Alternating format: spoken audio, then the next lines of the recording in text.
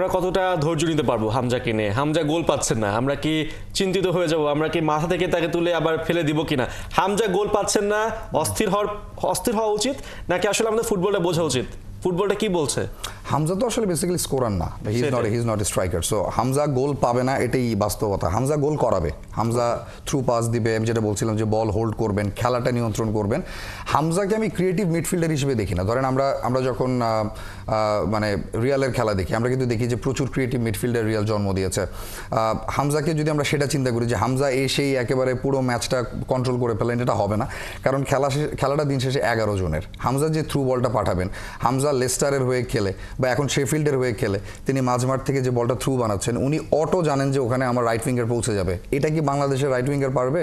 So এই পেসটা মিলাতে হলে হামজাকে হয়তো কিছুটা স্লথ হতে হবে, কিংবা যিনি উইঙ্গে খেলছেন লেফটে রাইটে কিংবা সেন্টারে তাকে একটু ফাস্ট হতে হবে। এইখানে হচ্ছে কাবরেরার কৌশলটা। কাবরেরা আসলে কীভাবে পেসটাকে মেলাবেন। এবং Hamza I am pretty sure is a very খুবই পরিশ্রমী একজন player, he knows what to do. এবং সবচেয়ে বড় কথা হচ্ছে যে হামজার এই যে ধরেন কালকে অভ্যর্থনা সংবর্ধনা যাই বলেন না কেন, এটা যদি উনি হাসি মুখে নেন, এটাকে যদি এনজয় করেন এবং দিন শেষে চিন্তা করেন যে I M A footballer, I have to play football, আমাকে ম্যাচ জেতাতে হবে, আমি এসে জাস্ট বলে দিলাম যে বাংলাদেশ জিন্দাবাদ, বাংলাদেশ জিতে যাক, এটা হবে না। আসলে খেলাটা মাঠের। সো মাঠের খেলাটা যদি উনি ভালো খেলেন, তাহলে বাংলাদেশের ফুটবলের ইতিহাস পরিবর্তন হয়ে যেতে পারে। আমি তো দেখি যে বাংলাদেশের ফুটবলের গণজোয়ারই আসছে।